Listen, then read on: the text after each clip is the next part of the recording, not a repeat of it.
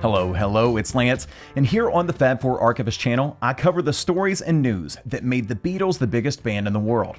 And right now, I want to cover the latest info about the Get Back film that fans have been waiting for since the project was first announced almost 2 years ago. Beatles fans were surprised recently with an early Christmas gift when, on December 21st, a video was published all over the internet and on Disney Plus that details for the first time what the film will look like. We knew Get Back was a new video project edited from the footage initially shot for the Let It Be film, and we knew it was being led by famed director Peter Jackson, who had complete access to the band's archives from the January 1969 period.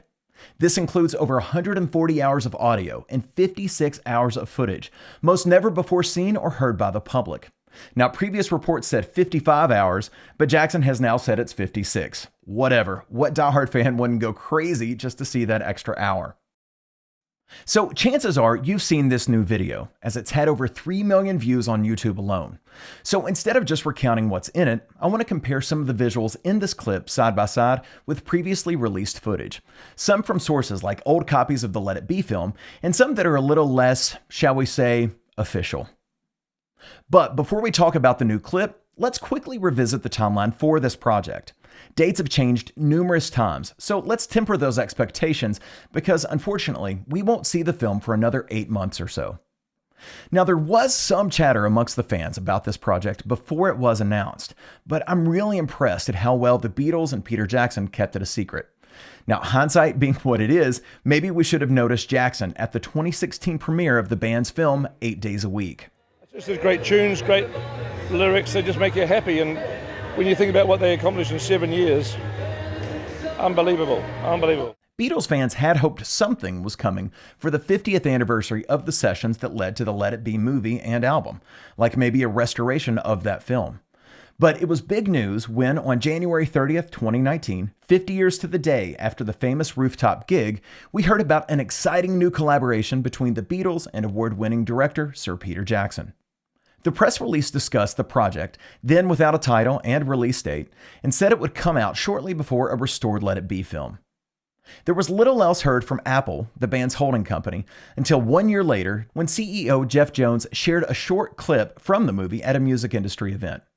We heard from those who saw the clip that fans would, quote, lose their minds over the film, but nothing more. Then finally, on March 11th, 2020, we heard the official title, The Beatles Get Back, and a release date, September 4th that same year. But if you recall anything about March of 2020, you know it was the beginning of a wild ride. The global health crisis kicked into high gear that month, so in June we learned that the release date had inevitably changed.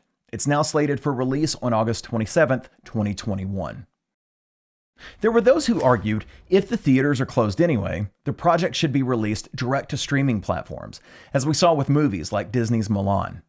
But as the new video with Peter Jackson shows, the film wasn't complete at the time, and probably still isn't if Jackson recorded this segment recently. And I would say we're about halfway through the edit now, but because... So all that to say, let's hope Jackson and crew can stay on track. Because, not to be morbid, but I hope Beatles fans don't die off between now and the actual release of the film. Hang in there, old folks. And yes, I mean that in a very loving way. So, all right, let's get down to it. What will this film look like? What will it feel like for Beatles fans? Since Peter Jackson's reputation is propelled by amazing visuals, including a painstaking restoration and colorization of World War I footage for They Shall Not Grow Old, will this 50-year-old 16mm Beatles footage be worth watching? In a word, absolutely. After Jackson's introduction from his edit suite in New Zealand, we see a montage of scenes from the film.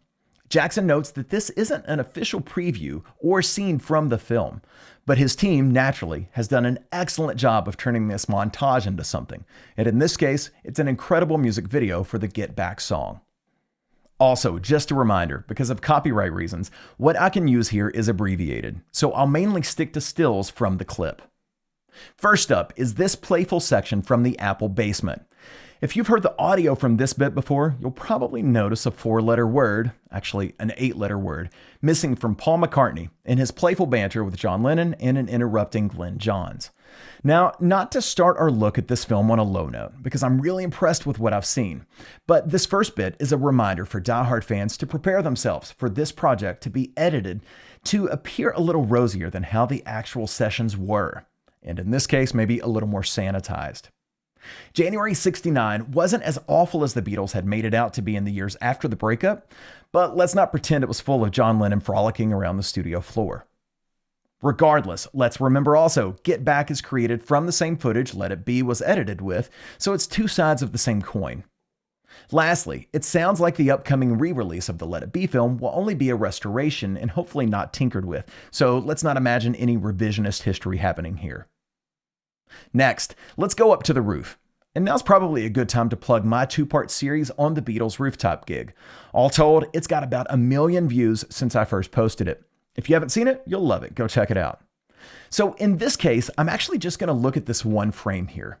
It's not of the band, but instead of the street below. I wanted to grab something with a lot of variation and color in it, and something that would clearly show comparisons between my other sources and this source. So first up, a very, very fuzzy still taken from an old, barely in color promo film for Get Back. For me, I think my copy is dated from around 1993. Obviously a VHS transfer here in this case. So next up, a similar frame grab from the Let It Be movie. This one sourced from an official Laserdisc released in 1981. Note that the exact frame I used wasn't in the Let It Be film, an indicator that this footage has seen numerous edits over the years, like promo videos, the anthology, the Ron Furmanek leak, etc. This grab clearly looks better, and it's probably important to note to technical geeks here that I'm aware I'm dealing with generational loss and the like. But I show these to illustrate the real-world ways that people have been watching this footage for years. Besides these sources, check out some pristine rooftop footage in the 8 Days a Week film. But I do have to say, it was much grainier and/or noisier. Nevertheless, let's get back to the frame from the street footage. Now from the Get Back movie sourced from the new clip.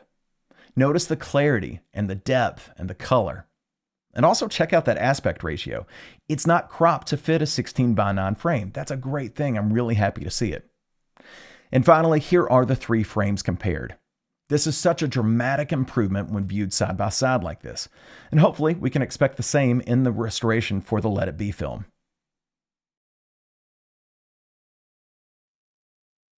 Now let's take a quick look at some of the bits from Twickenham Studios. The colors are fantastic and, to me, don't suffer from oversaturation. The black shades do appear to be fairly crushed in parts, but I'll chalk this up to my monitor calibration or video compression, that kind of thing. I'm hoping that the theatrical run and eventual Blu-ray release straightens all this out. The Twickenham rehearsals were the more miserable part of January 1969 for the Beatles. Things indeed got better when they moved from this cavernous space to their more cozy confines in their own basement studio at 3 Savile Row. Now, considering the downer vibes at Twickenham, I wasn't surprised to see the new clip focus on segments from Apple. Nevertheless, the clarity and the color of these shots are unparalleled to anything we've seen before in video. Even still photos from this era, to me, lack punch. So is this a modernist revision, akin to sprucing up the Mona Lisa? I don't think so. 50 plus years ago, the Beatles weren't thinking in terms of high definition, of course, but they did want the Get Back project to be a big deal. There was a reason they dedicated numerous cameras and hundreds of reels of film to it. Now, besides the obvious sign-off by the existing Beatles and the estates of John Lennon and George Harrison today, the Beatles of 1969 would want this footage to look as eye-popping as possible. So now, hence, an Academy Award director leading the charge. A few more quick notes about the video overall. First, there's not much footage from the Rooftop concert either. We know from the press releases that the entire 42-minute Rooftop performance is a part of this project. So perhaps it's not completely restored or freshly edited yet, and that's why we don't see much of it. Or perhaps it's being saved for something big later. Let me know down in the comments what you think about all this. Number 2, if it's not clear to you already, I'm stoked by this project and I think it looks great. But one technical consideration. The YouTube clip resolution maxes out at 1080. Not that anyone expected a 4K release for Get Back, but let's wait and see. To me, the footage is a little soft at times, so I don't know if it would look good in UHD anyway. And the softness could be from noise reduction, but the jury's still out. I'll leave the deep analysis to the video engineers. To further question this though, Jackson's World War I project did not see a 4K consumer release, even though it was reportedly created in that resolution. Number 3. In the intro, Peter Jackson's edit suite is covered in Beatles gear and merch. Maybe some of it's authentic, but considering some of the actual instruments are in the hands of collectors and still with estates, and considering you should never let a guitar like Rocky the Stratocaster just hang out on a couch, we can fairly assume these are reproductions.